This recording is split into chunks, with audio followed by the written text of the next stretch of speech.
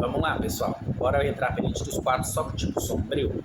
Só que antes vocês vão seguir, porque todos os dias tem conteúdo novo bem aqui no nosso perfil, vocês não podem perder. Nosso primeiro combo vai ser Minha Auscarada, excelente, gosto muito dela, começamos super bem.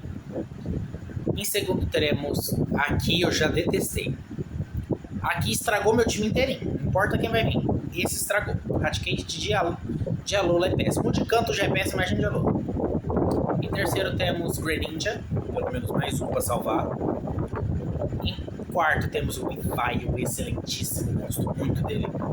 Em quinto, Tyranitar, cara, perfeito. E fecharemos com a cegonha de Paldeia ou de Galar, não lembro de onde que ela é. Acho que é de Paldeia.